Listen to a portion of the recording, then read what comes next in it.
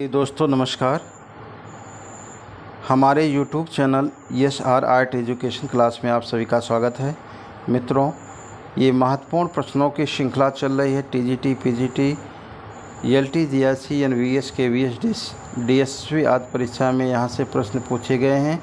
उन्हीं प्रश्नों को हल कर रहे हैं जो बहुत ही परीक्षा के दृष्टिकोण से महत्वपूर्ण है। मित्रों, मुझे विश्वास है कि आप सभी लोग स्वस्थ होंगे, मस्त होंगे और एग्ज़ाम की तैयारी कर रहे होंगे। तो हमारा आज का क्लास है, ऑप्शनल है, जो हम लोग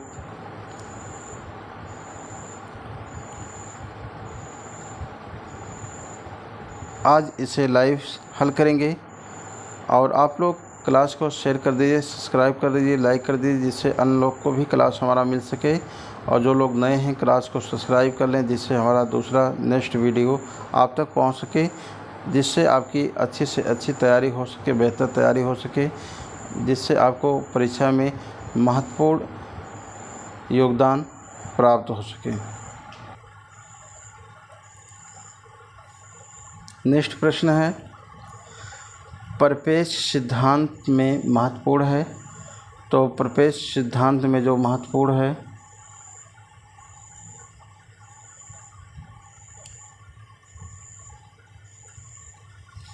दूरी और निकटता का है।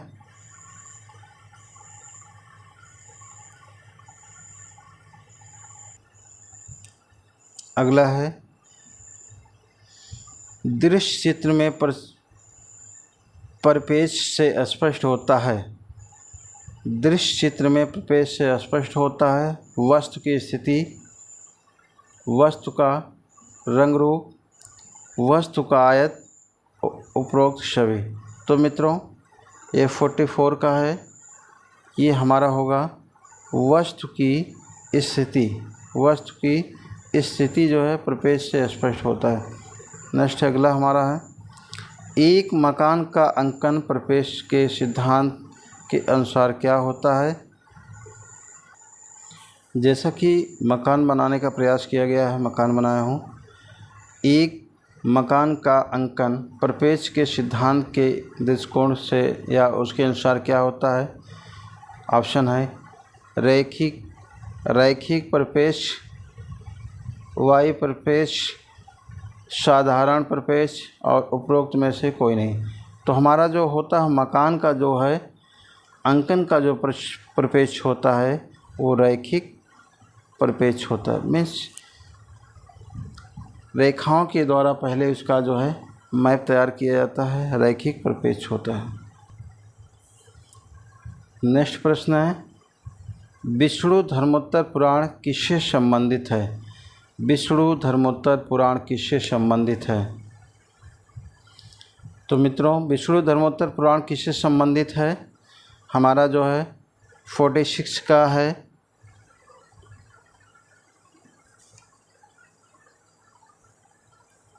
पहला है चित्रकला से संबंधित है विष्णु धर्मोत्तर पुराण,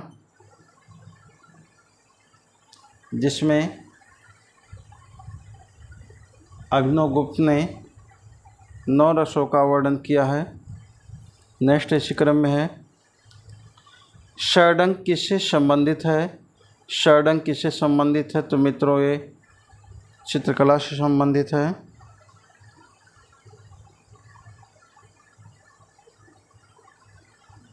षडंग किससे संबंधित है। तो षडंग चित्रकला से संबंधित है। इसी क्रम में नेक्स्ट हमारा प्रश्न है, रस सिद्धांत का प्रतिपादन किसने किया। रस सिद्धांत का प्रतिपादन किसने किया। ऑप्शन है आनंदवर्धन, अभिनवगुप्त और श्री कुमार भरतमुनि। तो मित्रों, रस सिद्धांत का प्रतिपादन किसने किया था। तो अभिनवगुप्त ने किया था। प्रतिपादन मीन्स करना, उसका जो है दोबारा उस पर चर्चा करना को प्रतिपादन कहा जाता है। अर्थात सर्वप्रथम भरतमुनि ने 8 रसों का वर्णन किए हैं। 8 रस माने थे नाट्य शास्त्र में। और विष्णु धर्मोत्तर पुराण में अभिनवगुप्त ने 9 रस माना है। अर्थात दोबारा उस पर जो है उन्होंने स्टडी किया था तो अभिनव गुप्त हैं। इसी क्रम में नेक्स्ट हमारा है, निम्नलिखित में से चित्रकला से क्या संबंधित नहीं है। निम्नलिखित में से चित्रकला से क्या संबंधित नहीं है, तो आपके ऑप्शन है रूप है, प्रमाण है, भाव है, लिपि। तो मित्रों चित्रकला से जो संबंधित है, रूप संबंधित है, प्रमाण संबंधित है, भाव संबंधित है, लिपि जो है संबंधित नहीं है। ये चित्रकला से संबंधित नहीं है। अर्थात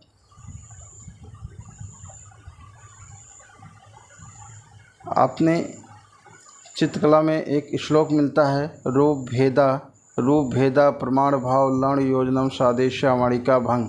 अर्थात ये चित्रकला के जो 6 अंग हैं तो ये आपके जो है इससे संबंधित है, लिपि आपके नहीं है।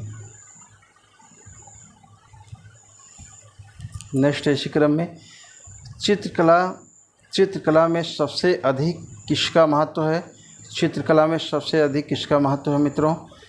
ऑप्शन है प्राकृत, रंग, रेखा, प्रपेक्ष। तो सबसे महत्वपूर्ण इसमें क्या होता है, रंग होता है। रंग के द्वारा यदि हमारे पास रेखा करने की साधन नहीं है तो रंग के द्वारा भी किया जा सकता है।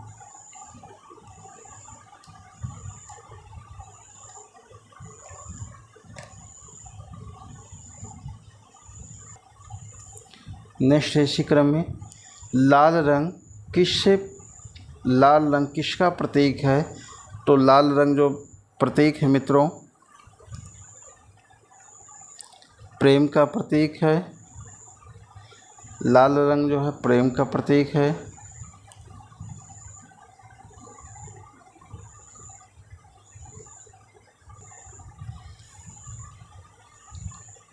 इस क्रम में नेक्स्ट प्रश्न है हमारा, आसंबंध क्या है।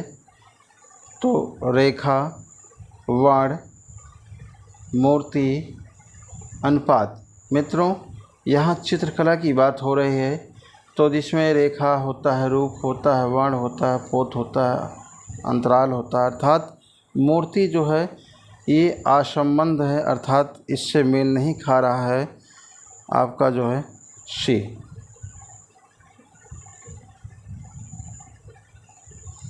ये मेल नहीं खा रहा है।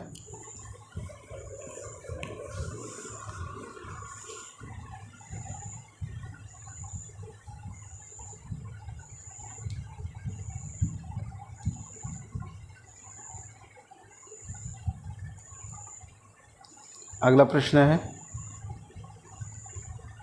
पारंपरिक भारतीय भित्ति चित्र में कौन से रंग का प्रयोग आता है। अर्थात पारंपरिक भारतीय भित्ति चित्रों में कौन से रंग प्रयोग में आते हैं। तो भित्ति चित्र में कौन से रंग आते हैं। ऑप्शन है रासायनिक रंग हैं, भूमि से प्राप्त रंग हैं, जल रंग हैं, खनिज रंग हैं। तो हमारा ऑप्शन कौन सा सही होगा, भूमि से प्राप्त जो है रंग हैं, जिसे पारंपरिक रूप से कहा जाता है। जैसे आपके गेरू हो गया, हिरौजी हो गया, रामराज हो गया, कोयला हो गया और चूना हो गया। ये सब जो है आपके भूमि से प्राप्त होते हैं रंग।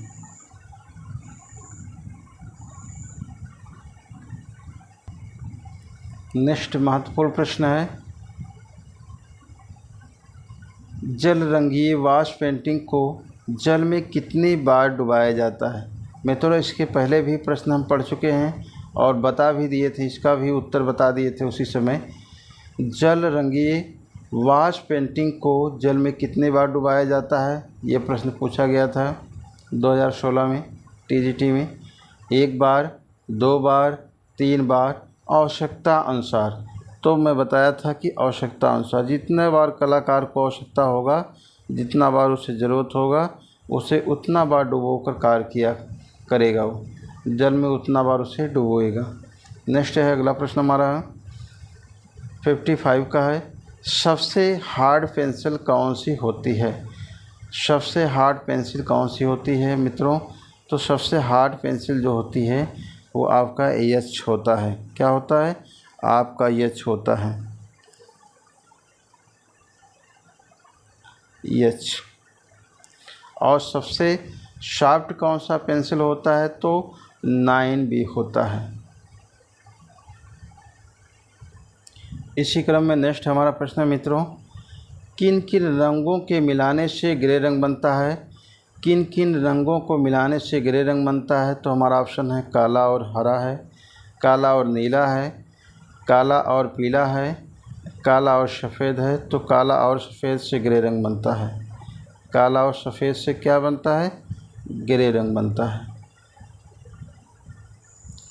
नेक्स्ट प्रश्न है, किस किस रंग के मिलाने से काला रंग बनता है? किस किस रंग से मिलाने से काला रंग बनता है मित्रों? ऑप्शन है कत्थई और नीला है, लाल और नीला है, काला और नीला है, काला और लाल है। काला और लाल। तो ऑप्शन हमारा जो है जो सही होगा लाल रंग, अर्थात किन किन रंग को मिलाने के बाद काला रंग बनता है? तो आपका जो कत्थई और नीला रंग जब मिलाएंगे तो पूर्ण रूप से काला रंग बनेगा। यदि आप लाल और हरे रंग को मिलाते हैं तो लगभग काला रंग बनता है, ना कि पूर्ण रूप से काला रंग बनता है।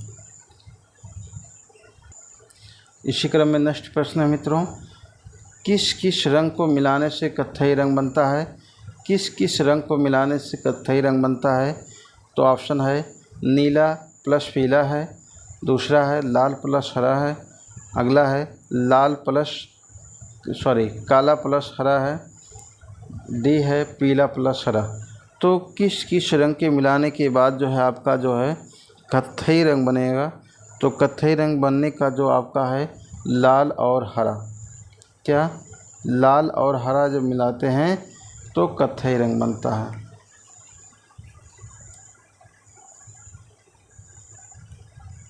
अर्थात जैसे कुछ लोग उसे लगभग काला रंग होता है, कुछ लोग उसे काला रंग मान लेते हैं।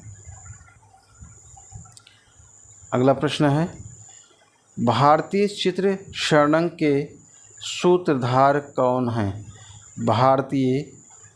भारतीय चित्र षडंग के सूत्रधार कौन हैं? यशोधर पंडित हैं। ऑप्शन दूसरा भरत मुनि हैं, बाणभट्ट हैं, कौटिल्य हैं। तो मित्रों जैसा कि आप लोग को मालूम है कि षडंग के जो सूत्रधार हैं यशोधर पंडित हैं, अर्थात जयमंगला नामक की जो टीका पे इन्होंने चर्चा किया था, इन्होंने व्याख्या किया था। अर्थात जयमंगला आपके कामसूत्र का एक टॉपिक है, उसका एक टॉपिक पे जो है यशोधर पंडित ने उस पर काफ़ी रिसर्च किए थे, जिसमें षडंग पाया जाता है, जिसमें षडंग के 6 अंग बताए गए हैं, रूप भेदा प्रमाण भाव लवण योजना सादिशा वाणिका भंग। तो आपका ऑप्शन हो जाएगा यशोधर पंडित।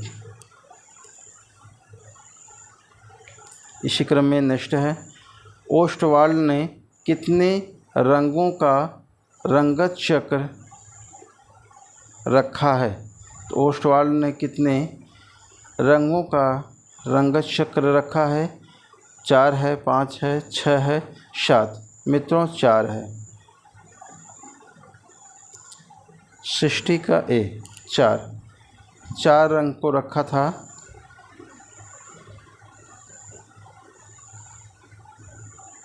इसी क्रम में नेक्स्ट प्रश्न है, चित्र में दृश्यगत भार संयोजन के किस तत्व से जुड़ा होता है?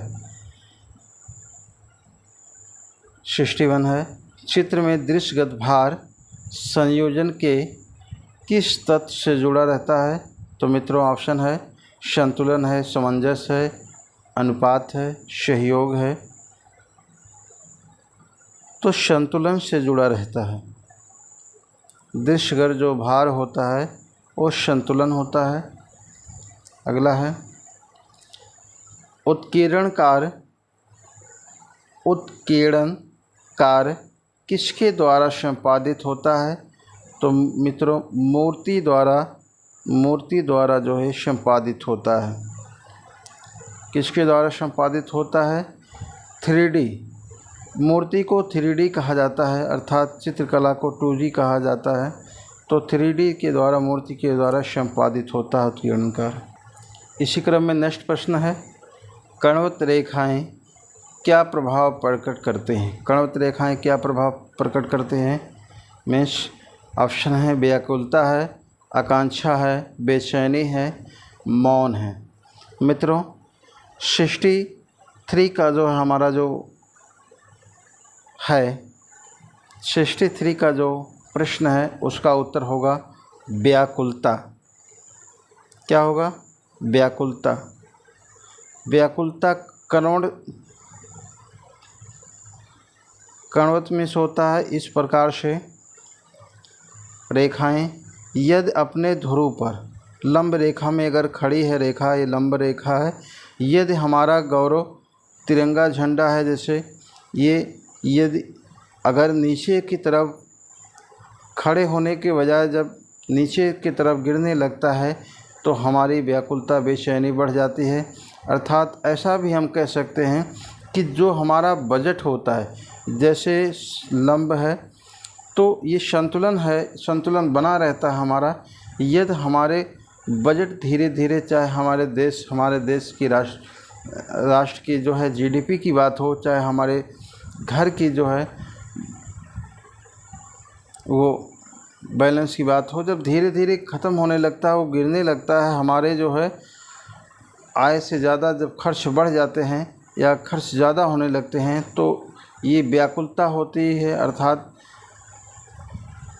लोग परेशान होने लगते हैं, व्याकुल होने लगते हैं, घबराने लगते हैं, अर्थात आपका व्याकुलता होगा।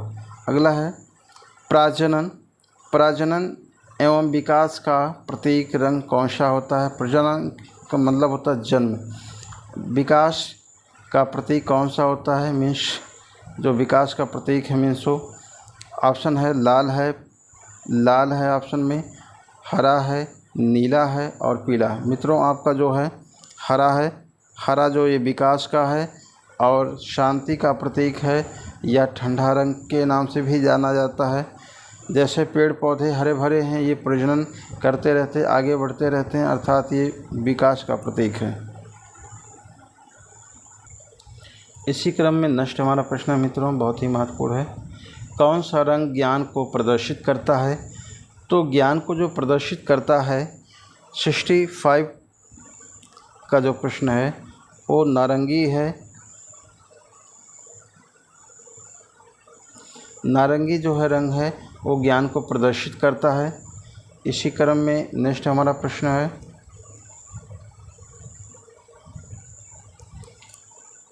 षडंग का पहला अंग कौन सा है? षडंग का पहला कौन सा अंग है जिसे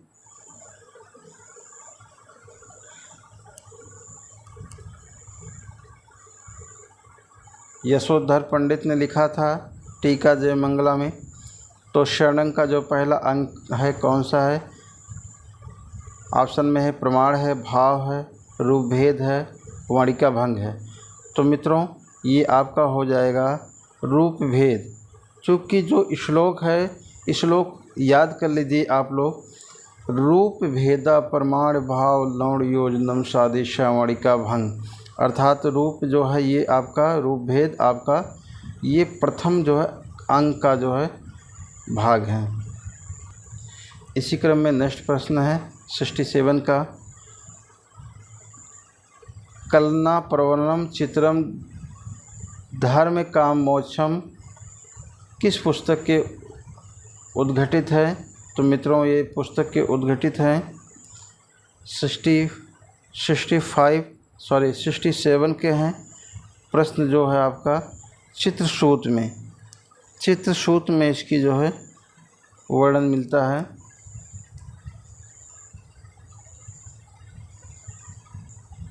इसी क्रम में नेक्स्ट हमारा है, जल रंग चित्रण में पौध का प्रभाव किस कागज़ पर अच्छा उतरता है? तो मित्रों ऑप्शन में है मोटा है, पतला है, खुरदुरा है, चिकना है। तो मित्रों जल रंग सबसे अच्छा मोटे कागज़ पे, जो हाथ से बनाए जाते थे कागज़, सबसे अच्छा उस पर कार्य होता है, उतरता है। पतला कागज़ रहेगा तो जल रंग भिगोने पर वाश नहीं कर पाएंगे, वाश चित्रण नहीं कर पाएंगे, वो एक ही बार में भीग कर गल जाएगा। अर्थात मोटा नहीं रहेगा, रंग लगाने के बाद चित्र जो है वो फूल जाएंगे। जो है खुरदरा रहेगा तो अच्छे से कार्य नहीं कर पाएंगे, चिकना भी अच्छा से काम नहीं होता। मोटा जो है, मोटा जो पेपर होता है, कागज़ होता है, जो कार्टिज पेपर सबसे अच्छा होता है उपयुक्त जल रंग के लिए, माध्यम के लिए। नेक्स्ट प्रश्न है मित्रों, सौंदर्य क्या है? सौंदर्य क्या है? ऑप्शन में है कलाकृति है, अभिव्यक्ति है, जीवन का आनंद है, रस निष्पत्ति है। अर्थात मित्रों 69 का हम जानेंगे कि सौंदर्य क्या है। सौंदर्य क्या होता है? रस निष्पत्ति, अर्थात जिसमें हमें आनंद की या रस की भाव विभोर हो, भाव का एहसास हो। रस निष्पत्ति जिसमें आनंद प्राप्त होता है उसे सत्यम स्वयं सुंदरम कहा गया है, जिसमें सौंदर्य प्राप्त होता है। इसी क्रम में नेक्स्ट हमारा प्रश्न है, चित्रकला में दूरदृष्टि लघुता क्या होती है? चित्रकला में दूरदृष्टि लघुता क्या होता है मित्रों?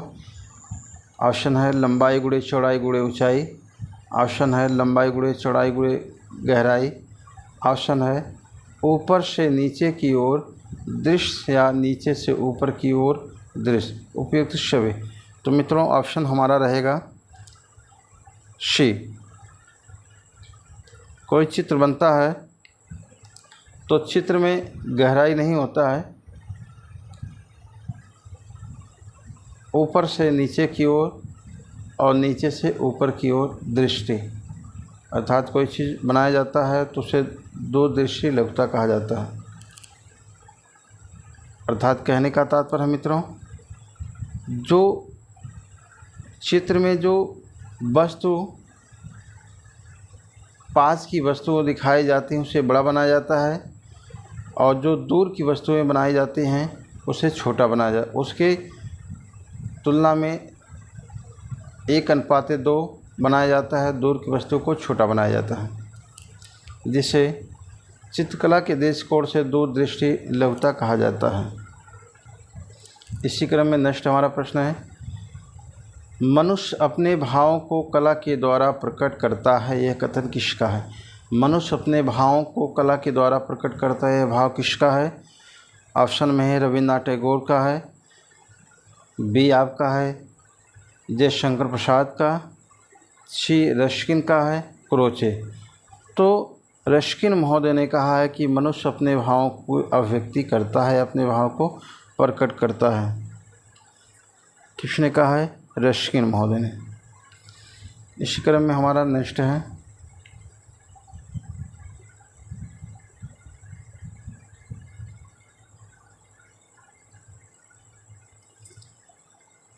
सूर्य किरणों के रंगों का प्रयोग किस लिए किया जाता है? तो सूर्य किरणों के रंगों का प्रयोग किस लिए किया जाता है? ऑप्शन है पहला केवल देखने के काम आता है, दूसरा केवल आभास करने के काम आता है, तीसरा है आभासीय चित्र में किया जाता है, आभासीय चित्रण में किया जाता है।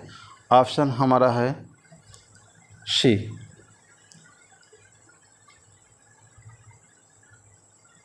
सूर्य का जो प्रकाश का प्रयोग किया जाता है, किरणों का प्रयोग किया जाता है, चित्रों को आभासीय देखने के लिए प्रयोग किया जाता है। यदि सूर्य का प्रकाश नहीं पड़ता है तो हमारे पास ही पेड़ पौधे जो होते हैं हमें नहीं दिखाई देते हैं, उसके पत्ते नहीं दिखाई देते, उसके फल नहीं दिखाई देते, उसके फूल नहीं दिखाई देते। अर्थात सूर्य के प्रकाश पड़ने पर सारी चीज़ें जो है अपने वास्तविक रूप में हो जाती हैं, अर्थात आभासीय चित्र में इसका प्रयोग किया जाता है।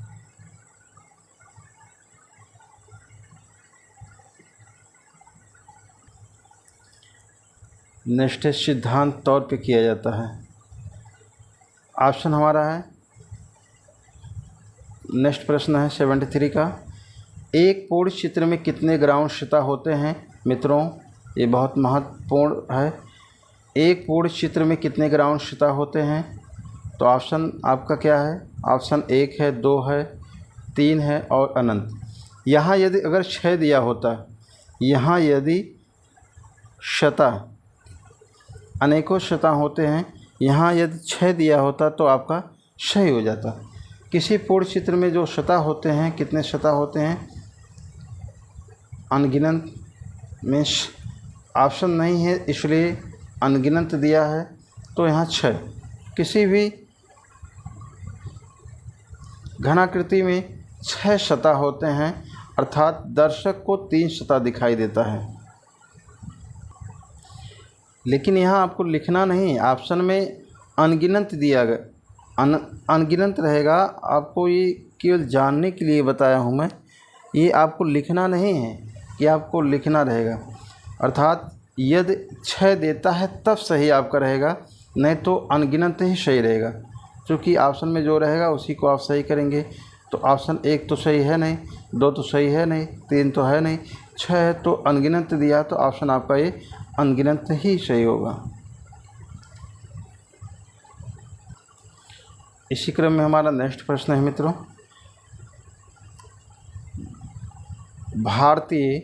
भारतीय झंडे में प्रयुक्त चक्र का रंग होता है, या चक्र का रंग कैसा होता है? तो पर्शियन ब्लू होता है, नेवी ब्लू होता है, अल्ट्रा मारीन ब्लू होता है, कोबाल्ट होता है। तो मित्रों ये रंग जो है आपका नेवी ब्लू होता है। ये बहुत ही महत्वपूर्ण प्रश्न है, पूछा जाता है कि भारतीय झंडे में जो प्रयुक्त हुआ है रंग, उसका रंग कौन सा रंग होता है? तो नेवी ब्लू होता है, नेवी ब्लू।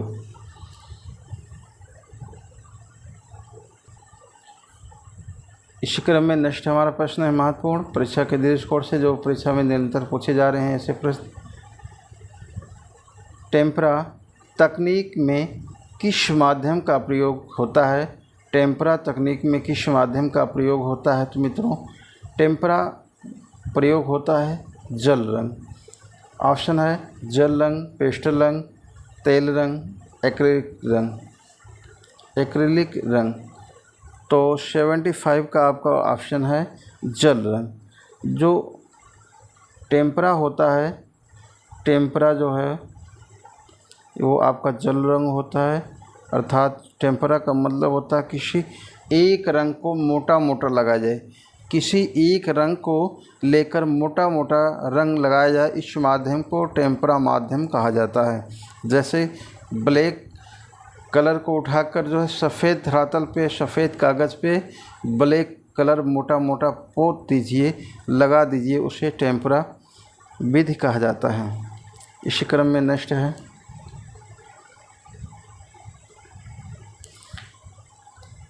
टेम्परा की शुरुआत कहाँ से हुई? मित्रों टेम्परा की शुरुआत कहाँ से हुआ? तो टेम्परा की शुरुआत जो हुआ है सर्वप्रथम अजंता से हुआ है, अजंता से। टेम्परा की शुरुआत जो कहाँ से हुआ? टेम्परा की शुरुआत जो अजंता से हुआ है। ऑप्शन में अजंता है, एलोरा है, वाघ है, जोगीमरा है, तो अजंता से माना जाता है।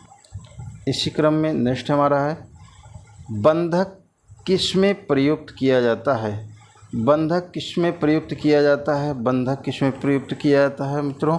ऑप्शन है वाश में, वाटिक में, तेल में, पेस्टल में। तो हमारा ऑप्शन है वाटिक में। बंधक जो कार्य किया जाता है, बंधक में धरातल को बांध कर कार्य जो किया जाता है, अर्थात उसमें कपड़े पे मोम लगाकर जिस भाग को छापना होता है, रंगना होता है, उस भाग को गौड़ छोड़कर बाकी भागों पर मोम कलर लगा दिया जाता है, मोम लगा दिया जाता है और रंग में डालने के बाद फिर उसे पुनः निकाल कर जो है सुखाकर जो है कार्य किया जाता है, तो उसे बंधक कहा जाता है, अर्थात बाटिक चित्र कहा जाता है। सम्रांगण सूत्रधार के लेखक कौन है मित्रों?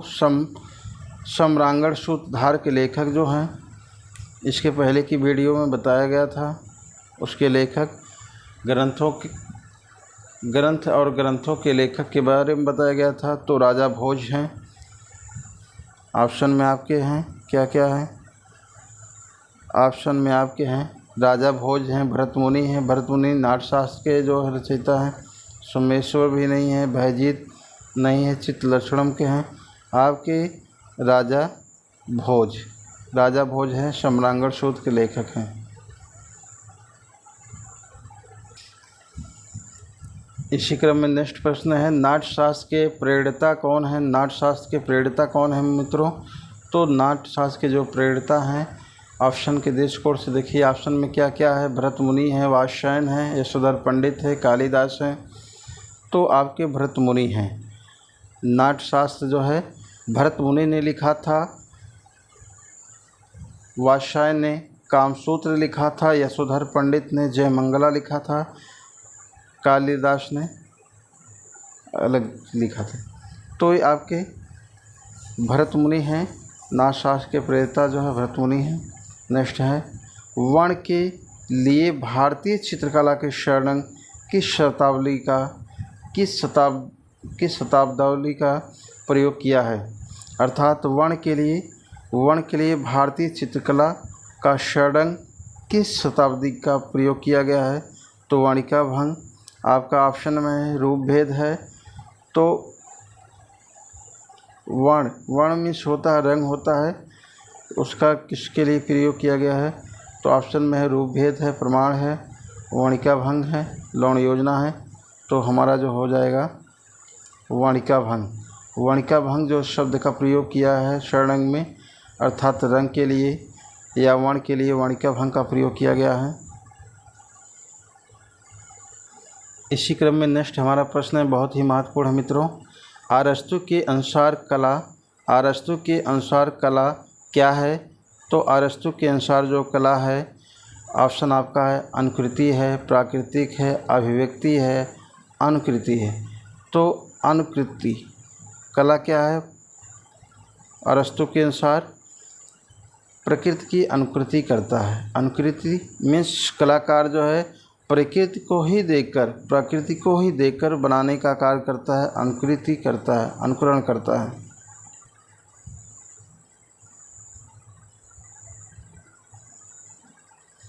इसी क्रम में नेक्स्ट है, अगला प्रश्न है, कला एक अभिव्यक्ति है, यह कथन किसका? कला एक अभिव्यक्ति है, कथन किसका है? ऑप्शन है प्लेटो का, अरस्तु का, क्रोचे का, फॉरेड का। तो क्रोचे का है, ये विचार है, कथन है कि कला एक अभिव्यक्ति है। इसी क्रम में नेक्स्ट है, भारतीय चित्रकला के षडंग में अनुपात को किस शब्द में परिभाषित किया जा सकता है? अर्थात भारतीय चित्रकला के जो षडंग हैं उनके अनुपात को किस शब्द से परिभाषित किया जा सकता है, कहने का तात्पर्य है। ऑप्शन है रूप भेद है, प्रमाण है, सादृश्य है, वाणिका भंग है। तो मित्रों जो है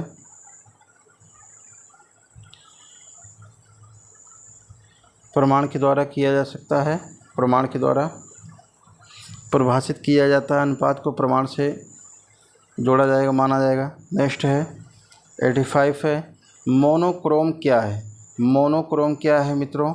ये बहुत ही महत्वपूर्ण प्रश्न है। मोनोक्रोम क्या है? ऑप्शन है एक ही रंग के टोन, दूसरा है द्वितीय रंग के टोन, तीसरा है काला और सफ़ेद रंग का टोन, अगला है गुलाबी और हरा टोन। कहने का तात्पर्य है मित्रों 85 का जो प्रश्न का है उत्तर है एक ही रंग के टोन।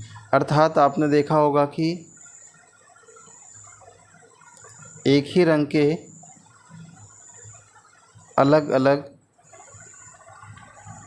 तान देखने को मिलते हैं या टोन देखने को। जैसे एक कलर होता है रेड कलर है, मान लीजिए ये रेड है, तो इधर से कलर यदि हम करेंगे तो गाढ़ा कलर होगा। धीरे धीरे हम लोग जब कलर करते आएंगे, पानी लगा के कलर को फैलाते आएंगे, तो इधर कलर जो है क्या हो जाएगा? हल्का हो जाएगा। ये कलर गाढ़ा रहेगा, ये माध्यम रहेगा, हल्का। अर्थात इसमें 3 आपको टोन देखने को मिलेंगे इस क्रम में। अर्थात कलर के जो है कलर का जो प्रभाव है धीरे धीरे अस्तित्व की तरफ या वो ख़त्म होने के तरफ रहेगा, अर्थात धीरे धीरे उसका जो है घटता रहेगा, घटते क्रम में दिखेगा, अर्थात उसके टोन को मोनोक्रोम कहा जाता है। अर्थात उस घटते क्रम को, कलर के घटते क्रम को मोनोक्रोम कहा जाता है, अर्थात ये एक ही रंग के जो है टोन उत्पन्न करते हैं। नेक्स्ट अगला है, चित्रण की विधि क्या कहलाती है? चित्रण की विधि क्या कहलाती है मित्रों? तो ऑप्शन है माध्यम है, पद्धति है, तकनीक है, लाइजिंग है। तो जो चित्रण करने की विधि होती है उस विधि को क्या कहा जाता है? उस विधि को तकनीक कहा जाता है। अर्थात जिस भी माध्यम से, जैसे म्यूरल, कोई चित्रण बनाया जाता है, धरातल को तैयार करके दीवार पे बनाया जाता है तो म्यूरल कहलाता है। कागज़ पे गीला करके भिगो के बनाया जाता है तो उसे वाश तकनीक कहा जाता है। फ्री हैंड ये स्केचिंग किया जाता है तो इसके से खसड़ा कहा जाता है।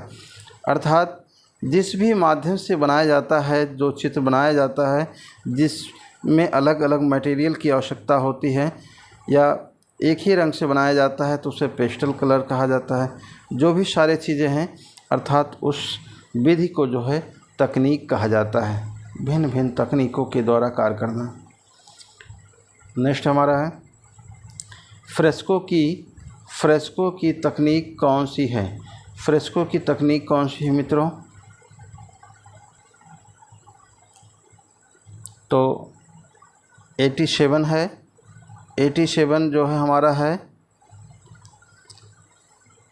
फ्रेस्को की तकनीक कौन सी है? तो ऑप्शन हमारा जो है फ्रेस्को सेस्को सूखी पद्धति, अर्थात फ्रेस्को सेस्को जो कार्य होता है वो सूखी दीवार पे काम होता है और फ्रेस्को जो बोनो होता है वो गीली दीवार पे कार्य होता है। अर्थात फ्रेस्को विधि यदि पूछा जाता है तकनीकी कौन सा होता है तो आपके फ्रेस्को सेस्को, फ्रेस्को बोनो दोनों पद्धति आएंगे, अर्थात दोनों आपके सही होंगे।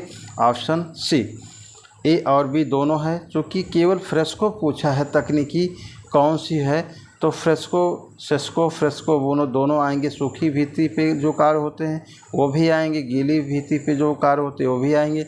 यदि ऐसा पूछा जाता है कि फ्रेस्को सेस्को विधि कौन सा धरातल पे कार्य होता है, फ्रेस्को सेस्को कौन सी धरातल पे कार्य होता है, तो वहाँ उत्तर आपका सूखी दीवार या सूखी पद्धति माना जाएगा। या प्रश्न इस प्रकार से पूछता है कि फ्रेस्को बोनो का पद्धति क्या है? फ्रेस्को बोनो का तकनीक पद्धति क्या है? तो गीली दीवार होगा। इस तरीके से आपका रहेगा। इसी क्रम में मित्रों हमारा नेक्स्ट प्रश्न है, दर्शक को घन में कितने तल दिखाई देते हैं? दर्शक को घन में कितने तल दिखाई देते हैं? तल मीन्स होता है धरातल कितना दिखाई देता है। तो जैसे कोई घन होता है, ऑप्शन है आपके 4 हैं, 2 हैं, 3 हैं और 1 है। विस्तृत क्लास में सारे चीज़ बता दी गई है मित्रों, चित्र बना के दिखाया गया है, एग्जाम्पल दिया गया है। तो किसी घन में 6 तल होते हैं। दर्शक को, अर्थात ऐसा समझिए जैसे कोई बुक होता है या कोई घनाकृति होता है, घन होता है, उसमें कितने ताल होते हैं? 6। जैसे माचिस का डिब्बी होता है, माचिस देखे होंगे हर एक घर में होता है उसका डिब्बी, उसमें आप देखेंगे ऊपर नीचे दोनों साइड में आगे पीछे 6 धरातल होंगे। लेकिन कहीं पे उसे रखकर यदि आप देखेंगे, कहीं पे रखकर उसे आप देखेंगे तो आपको कितने तल दिखाई देंगे? आपको 3 तल दिखाएंगे। 3 तल आपको दिखाई देंगे, अर्थात दर्शक को 3 ही तल दिखाई देता है। 3 तल छुपा होता है अपोजिट दिशा में। इसी क्रम में नेक्स्ट है,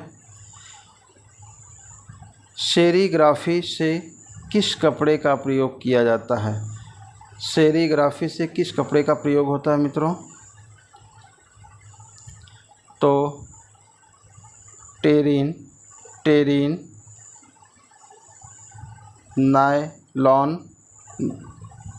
नायलॉन, वोटिंग कथ, सिलिकन। अर्थात सेरीग्राफी का जो कार्य किया जाता है वो सिल्क कपड़े का किया जाता है। किस कपड़े का किया जाता है? सिल्क कपड़े का प्रयोग किया जाता है। ये आपके यूजीसी नेट से संबंधित और पीजीटी से संबंधित प्रश्न है मित्रों।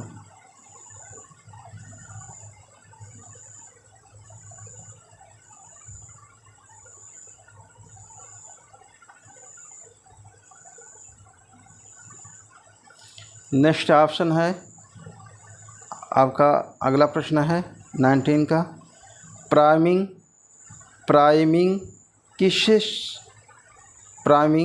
किसमें प्रयुक्त की जाती है? किसमें प्रयोग किया जाता है? प्राइमर का प्रयोग किया जाता है तो सेरीग्राफी में प्रयोग किया जाता है, वाष्प चित्रण में किया जाता है, किसमें किया जाता है? इसका उत्तर पीछे है। तीसरा है तेल चित्रण में किया जाता है कि ओलियोग्राफी में किया जाता है? तो तेल चित्रण में किया जाता है, सेलोग्राफी का प्रयोग तेल चित्रण में। नेक्स्ट हमारा है फिक्स्टिव किसमें प्रयुक्त होता है? फिक्स्टिव विधि किसमें प्रयोग होता है मित्रों? ऑप्शन है तेल चित्रण में, पेस्टल में, वाश में, स्केच में। स्केच तो आपका पेंसिल वर्क होता है, पेन से स्केच तैयार किया जाता है जिससे खसड़ा कहा जाता है। वाश चित्रण आपका होता है मित्रों जो जल रंग के माध्यम से अविनाश टैगोर जी ने बंगाल शैली के पुनरुत्थान में इस विधि का जो किया था। तेल विधि आपका होता है। तो ये पेस्टल जो विधि होता है, ये पेस्टल एक सूखा कलर होता है आपका। ये पेस्टल सूखा कलर होता है, जैसे मोम के जैसा होता है। अर्थात इस रंग को सुरक्षित रखने के लिए ये रंग छूटे ना, अर्थात जैसे घड़ी के ऊपर, देवाल घड़ी के ऊपर एक फिक्स्टिव किया जाता है, एक फ्रेमिंग करके ऊपर से शीशा लगा दिया जाता ताकि सुई को कोई दिक्कत ना हो, गंदा ना हो, सेफ्टी रहे। उसी तरीके से इसको भी सेफ्टी रखा जाता है। सेफ्टी के दृष्टिकोण से एक लकड़ी के फ्रेम बनाए जाते हैं और ऊपर से फिक्स्टिव विधि के माध्यम से ऊपर शीशा लगा दिया जाता है पेस्टल रंग में। इसी क्रम में नेक्स्ट हमारा प्रश्न है मित्रों, हीटर तथा स्टोव किससे संबंधित होता है? हीटर तथा स्टोव किससे संबंधित होता है? तो ऑप्शन है tempera, batik, glass painting, wash painting. तो ये जो पेंटिंग होता है वाटिक से होता है, अर्थात हीटर का प्रयोग किया जाता है, इसलिए इसका प्रयोग किया जाता है मित्रों कि मोम को पिघलाने के लिए स्टोव जो पहले चलता था, हीटर या स्टोव के द्वारा जो है उसे गर्म किया जाता था मोम को, और गर्म करके जो है कपड़े पे उसे लगाया जाता था, लेप किया जाता था ब्रश से। बात समझ में आ गया होगा मित्रों आपको। हीटर जो होता था उस पे मोम को पिघलाकर जो है, या स्टोव पे पिघलाकर जो है ब्रश से कपड़े पे पुताई की जाती थी। जहाँ पे रंग की छपाई नहीं करनी होती थी कपड़े पे, वो जो है उससे ब्रश के माध्यम से लगाया जाता था वाटिक चित्र में, और जो भाग छपना होता था उसको वैसे ही छोड़ दिया जाता था और कलर में डुबो जाता था। तो जो भाग पे मोम कलर नहीं लगे होते थे उस पे प्रिंट नहीं होते थे, उस पे छपाई नहीं होती थी, और जिस पे जो है मोम लगे होते थे उस पे छपाई नहीं होती थी, जिसे वाटिक चित्रण कहा जाता है। नेक्स्ट हमारा अगला है पोर्टन क्या है? पोर्टन क्या है? तो मित्रों पहला हमारा प्रश्न है रंगों की तान है। पोर्टन क्या है? रंगों की तान है। रंग एवं आकार का पुनरांकन है।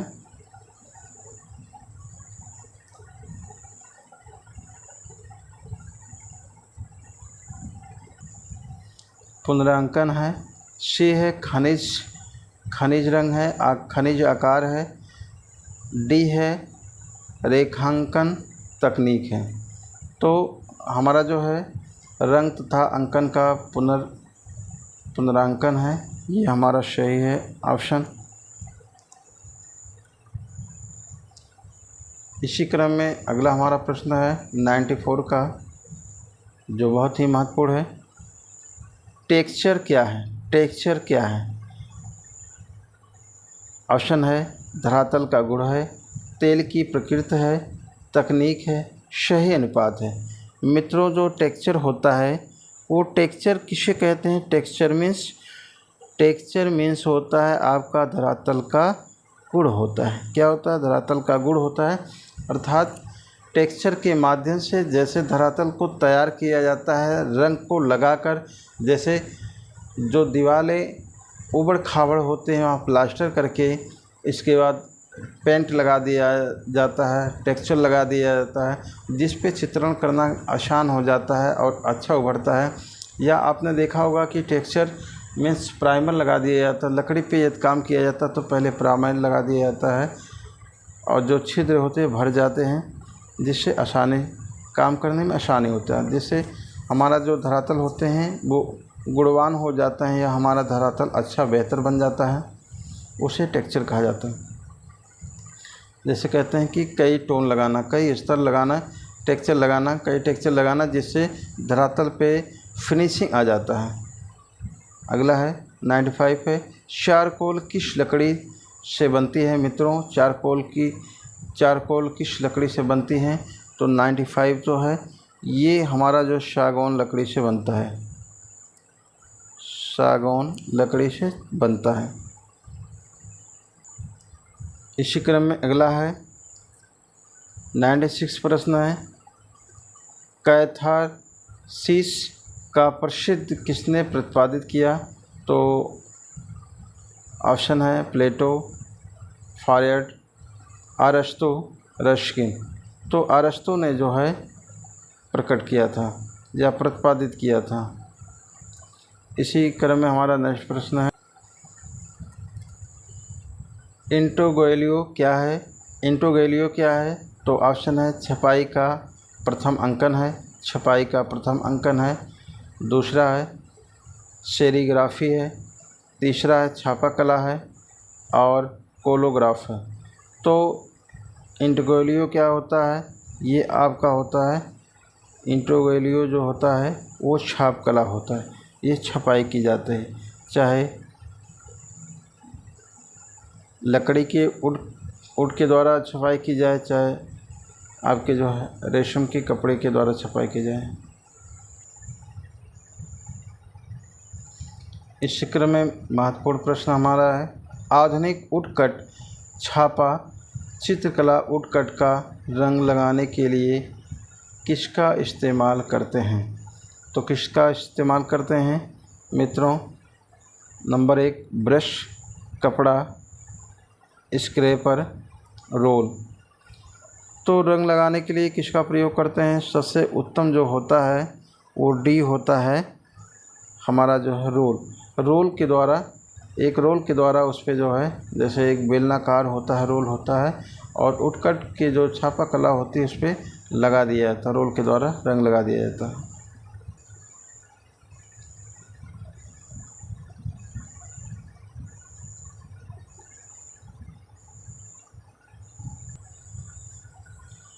मित्रों हमारा जो प्रश्न है बहुत ही महत्वपूर्ण है, आधुनिक वुडकट छापा चित्रकार ब्लॉक रंग लगाने के लिए किसका इस्तेमाल करते थे? तो रंग लगाने के लिए वो रोल का प्रयोग करते थे। इसी क्रम में नेक्स्ट है, चमड़ा रोल का इस्तेमाल किस में होता था? चमड़ा रोल का इस्तेमाल किस में होता था मित्रों? तो ऑप्शन में है लिनोकट है, वुडकट है, लिथोग्राफी है, एचिंग है। तो चमड़े का जो प्रयोग किया जाता था, इस्तेमाल किया जाता था, लिथोग्राफी में प्रयोग इसका किया जाता था। इसी क्रम में हमारा नेक्स्ट है और आखिरी प्रश्न है मित्रों, 100% है, 100 प्रश्न है, खसड़ा क्या है? तो खसड़ा जो है किसे कहा जाता है? तो ऑप्शन में है स्केच है, तकनीक है, चित्र के किनारे पट्टी है और बनावट है। तो मित्रों खसड़ा उसे कहा जाता है जो फ्री हैंड स्केचिंग की जाती है या बहुत शीघ्रता से स्केच किया जाता है, कोई चीज़ बनाया जाए पेंसिल से या पेन से बनाया जाता है तो उसे स्केच कहा जाता है, जो बहुत ही महत्वपूर्ण है। मित्रों आज का हमारा क्लास यहीं पे समापन होता है और मुझे विश्वास है आप सभी को समझ में आया होगा और आप लोग क्लास से जुड़ने के लिए और पूरा वीडियो देखने के लिए आप सभी को बहुत बहुत धन्यवाद। मित्रों, ये परीक्षा के दृष्टिकोण से बहुत ही महत्वपूर्ण टॉपिक है, बहुत महत्वपूर्ण प्रश्न है जो परीक्षा में पूछे गए हैं। सारे प्रश्न जो है आप लोग सारे प्रश्नों को नोटबुक में अपने नोट कर लीजिएगा, अच्छे से याद कर लीजिएगा, जो परीक्षा में आपके लिए सहायक होंगे। परीक्षा के दृष्टिकोण से बहुत ही महत्वपूर्ण प्रश्न है। तो जो लोग नए हैं क्लास को सब्सक्राइब कर लीजिए, जिससे हमारा नया दूसरा वीडियो आपको नोटिफिकेशन मिलता रहे। और जो वीडियो नहीं देखे हैं, डिस्क्रिप्शन में हम लिंक डाल दिए हैं। सारे संबंधित टीजीटी पीजीटी कला से संबंधित सारे वीडियो आपको वहां से मिल जाएंगे, चैनल पे से मिल जाएंगे। तो आज का हमारा क्लास यहीं पे समापन होता है। जय हिंद, जय भारत।